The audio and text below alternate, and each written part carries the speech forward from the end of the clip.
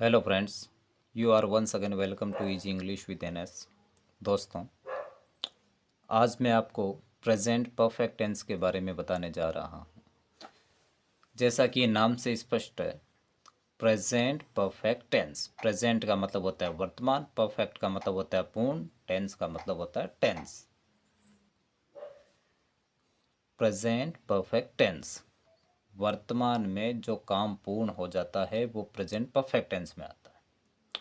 पहचान है इसकी हिंदी में। हिंदी के वाक्यों के अंत में चुका है, चुकी है, चुके हैं, चुका हूँ, चुकी हूँ या लिया है, दिया है आदि आते हैं। लिया है, दिया है का मतलब कोई काम समाप्त हो गया और उसके पीछे है आता है तो वो प्रेजेंट परफेक्ट टेंस का वाक्य होता है। यह सबसे बड़ी पहचान होती है इस टेंस की। यह टेंस दर्शाता है कि कोई कार्य वर्तमान में अभी अभी समाप्त हुआ है। अभी अभी का मतलब जैसे कि मैंने ये पेन गिरा दिया है तो ये काम समाप्त हो गया। ये प्रेजेंट परफेक्ट टेंस हो जाता है। जो काम समाप्त हो गया वर्तमान में, जैसे ये पेन के गिरने का काम समाप्त हो गया, ये प्रेजेंट परफेक्ट टेंस है। जैसे I have fallen down the pen, तो ये प्रेजेंट परफेक्ट टेंस होगा।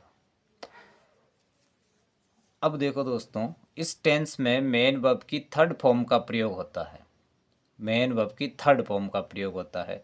इस टेंस की हेल्पिंग वर्ब्स यानी सहायक क्रियाएं हैज और हैव होती है। दो सहायक क्रियाएं होती है दोस्तों, ध्यान रखना, हैज और हैव। ध्यान रखना, जिस हेल्पिंग वर्ब के पीछे एस आता है वो सिंगुलर होती है, एक वचन होती है, अतः इसके साथ सब्जेक्ट भी एक वचन ही आएंगे। हैज़ का प्रयोग ही, शी, इट ये सभी एक वचन करता है, ध्यान रखना दोस्तों, singular subjects. He, she, it और एक वचन कर्ताओं के साथ हैज़ का प्रयोग होता है। और हैव का प्रयोग आई, यू, दे, वी और बहुवचनकर्ताओं के साथ होता है। ये इस टेंस की बेसिक नॉलेज है। फिर इस टेंस के हम सेंटेंस बनाते हैं। ध्यान रखना कैसे बनाते हैं दोस्तों। सबसे पहले सिंपल सेंटेंस लेते हैं। तो सिंपल सेंटेंस कैसे बनते हैं, सबसे पहले सब्जेक्ट, फिर यदि सब्जेक्ट सिंगुलर हो, एक वचन हो, तो हैज़ का प्रयोग करेंगे, और यदि सब्जेक्ट प्लूरल हो यानी बहुवचन हो तो हैव का प्रयोग करेंगे, फिर मेन वर्ब की थर्ड फॉर्म और फिर ऑब्जेक्ट। अभी मैं बता दूंगा कौन सा सब्जेक्ट होता है, कौन सा ऑब्जेक्ट होता है। ये वाक्य है, मैं पानी ला चुका हूँ। इस वाक्य में काम को करने वाला वो सब्जेक्ट है, उसको एक नंबर पर लगाएंगे। मैं है काम करने वाला इसमें, तो ये मैं पहले लगा दिया। इसके बाद दो नंबर पर आती है हेल्पिंग वर्ब दोस्तों। इसमें हैव को प्लूरल की कैटेगरी में रखते हैं, आई के साथ हैव का प्रयोग होता है, तो इसमें हेल्पिंग वर्ब आएगी हैव, आई हैव। फिर इसमें तीन नंबर पर आएगी मेन वर्ब। यदि मेन वर्ब पहचानने में दिक्कत हो तो सेंटेंस के पीछे देखो, पीछे काम मिलेगा, मैं पानी ला चुका हूँ, यहाँ पर काम है लाना, लाने का। लाना को बोलते हैं ब्रिंग, और ब्रिंग की थर्ड फॉर्म होती है ब्रॉट, ब्रॉट। फिर चार नंबर पर आएगा ऑब्जेक्ट। ऑब्जेक्ट यानी सब्जेक्ट, करता जिस काम को करता है वो ऑब्जेक्ट होता है। तो यहाँ पर मैं क्या लेके आता है, पानी, तो ये पानी यहाँ पर ऑब्जेक्ट है, और पानी को इंग्लिश में बोलते हैं वाटर। फिर दूसरा सेंटेंस है, वह पत्र लिख चुका है। वह को इंग्लिश में बोलते हैं ही। फिर इसके साथ हेल्पिंग वर्ब, ये सब्जेक्ट एक वचन है तो हेल्पिंग वर्ब भी एक वचन आती है। एक वचन हेल्पिंग वर्ब की पहचान होती है, उसके पीछे एस होता है, जैसे हैज में एस है।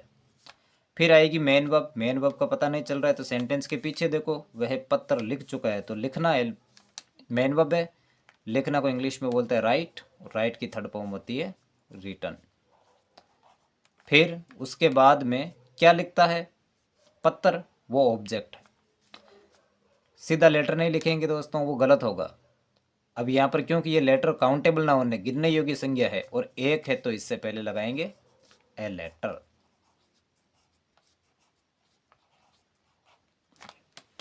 फिर इसी प्रकार नेगेटिव सेंटेंस बनते हैं जिसमें केवल हेल्पिंग वर्ब के साथ नोट लगता है और हिंदी में नहीं लगता है, वो होते हैं नेगेटिव सेंटेंसेस। पहला सेंटेंस है, वे विद्यालय नहीं गए हैं। थोड़ा अजीब लग रहा है सेंटेंस, पीछे ऊपर हेल्प पहचान में तो चुका है, चुकी है लिखा है, लेकिन यहाँ पर गए हैं आया हुआ है, ये है पीछे, तो ये कैसे हुआ। तो एक बार थोड़ा सा दिमाग लगाएं, वे विद्यालय नहीं गए हैं, काम तो पूरा हो गया ना जाने का, नहीं गए हैं ये काम तो पूरा हो गया, और पीछे है तो इसका मतलब ये प्रेजेंट परफेक्ट टेंस है। यानी काम समाप्त हो जाता है और पीछे है, हूँ, है आया हुआ है, तो वो प्रेजेंट परफेक्ट टेंस है। ये यहाँ पर सब्जेक्ट है, इसमें वे को इंग्लिश में बोलते हैं दे। ये प्लूरल है तो इसके साथ हेल्पिंग वर्ब आती है हैव। फिर क्योंकि सेंटेंस नेगेटिव है इसलिए आएगा नॉट।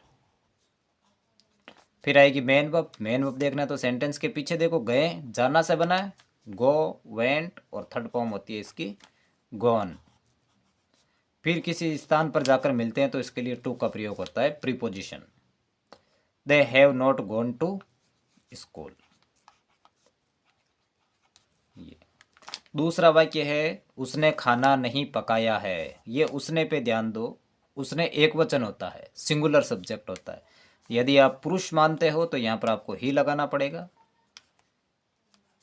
यदि स्त्री को लगाओ मानोगे तो शी लगाना पड़ेगा, ही।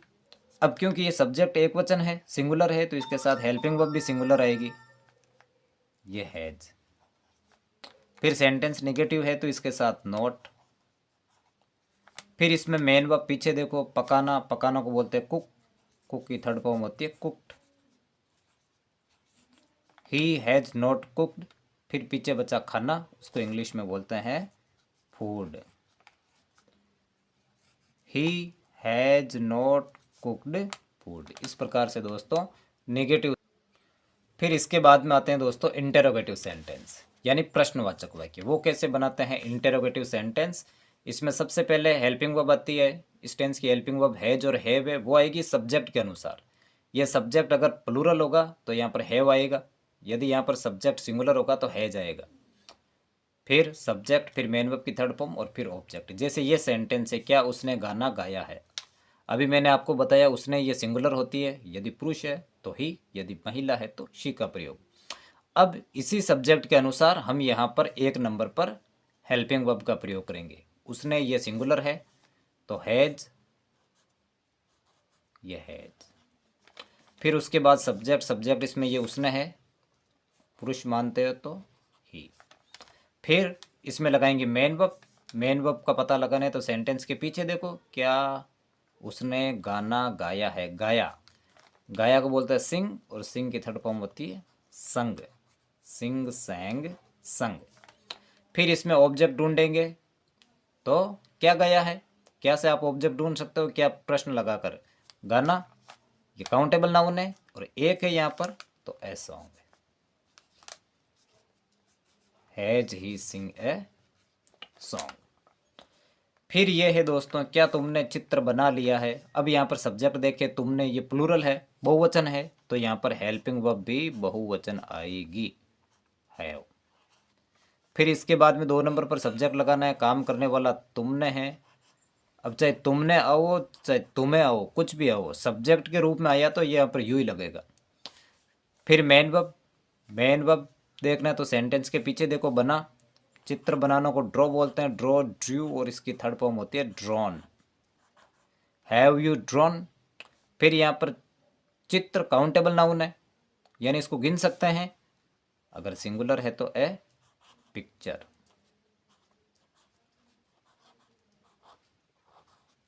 Have you drawn a picture, और पीछे प्रश्नवाचक चिन्ह।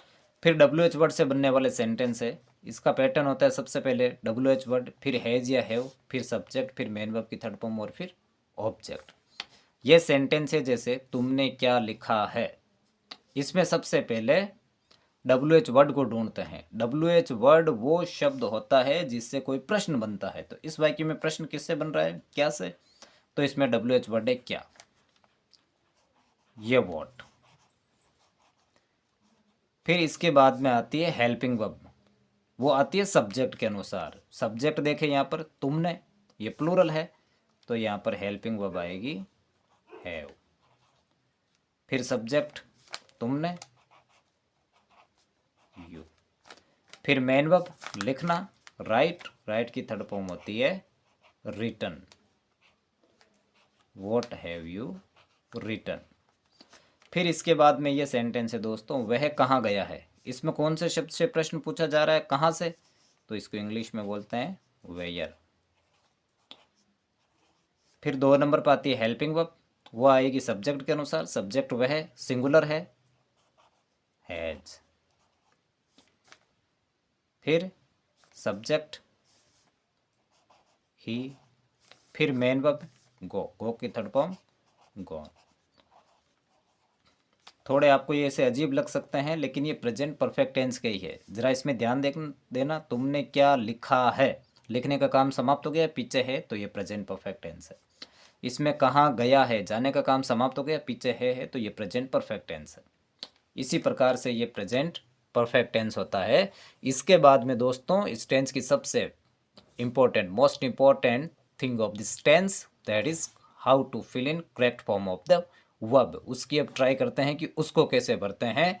उसके लिए मैं आपको कुछ इसके एडवर्ब्स लिखा रहा, इस पर ध्यान दे दोस्तों। इसके एडवर्ब्स, इस टेंस के एडवर्ब्स होती है जिसके अनुसार हम खाली जगह भरते हैं। इसका नियम है, यदि अंग्रेजी के किसी वाक्य में, यदि अंग्रेजी के किसी वाक्य में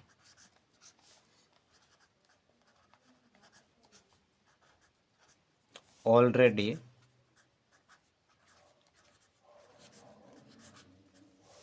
just recently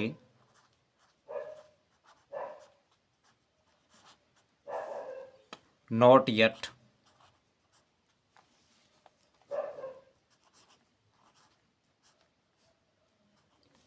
not yet so far till now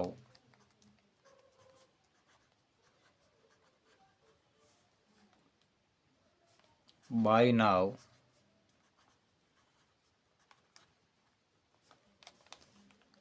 lately,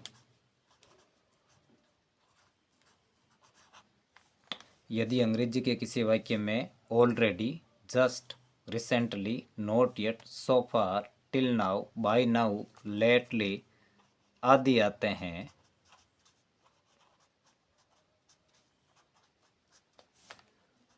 तो वह वाक्य प्रेजेंट परफेक्ट टेंस का होता है। तो वह वाक्य प्रेजेंट परफेक्ट टेंस का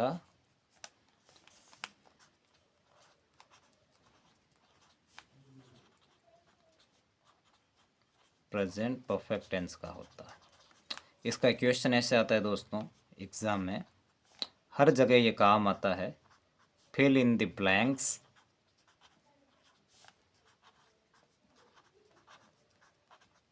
with correct form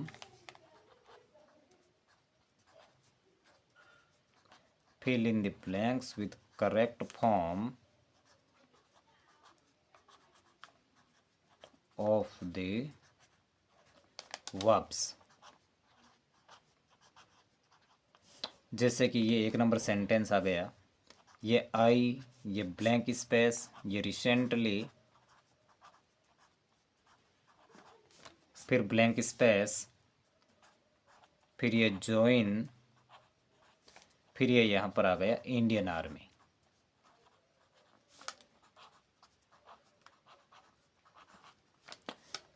दो नंबर सेंटेंस ऐसे आ गया जैसे ही blank space just blank space return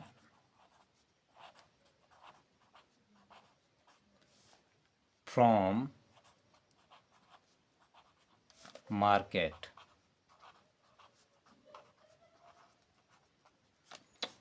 ये आ गया 3 number question, we blank space not submit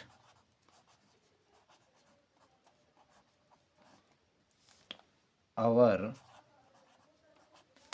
dues yet, ये नंबर 4 आ गया। शी ब्लैंक स्पेस कलेक्ट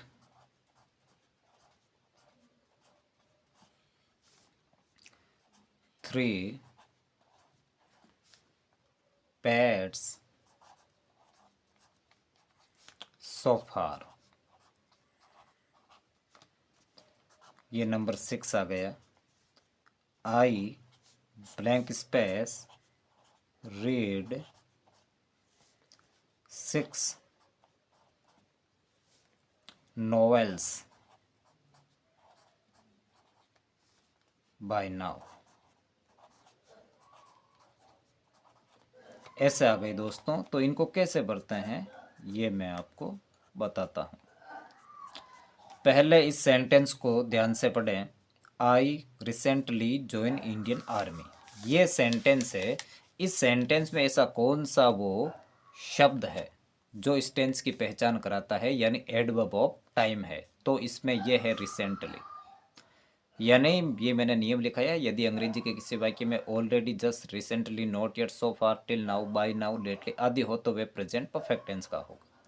तो इसमें ये रिसेंटली आया हुआ है, तो इसका मतलब ये प्रेजेंट परफेक्ट टेंस का वाक्य है। फिर इसके बाद में देखो, ये प्रेजेंट परफेक्ट टेंस का सेंटेंस है, तो उसके बाद में प्रेजेंट परफेक्ट टेंस से रिलेटेड नियम है। वो क्या क्या है? इसके नियम है कि इस टेंस में मेन वर्ब की थर्ड फॉर्म का प्रयोग किया जाता है। इस टेंस की हेल्पिंग वर्ब्स हैज और हैव होती है।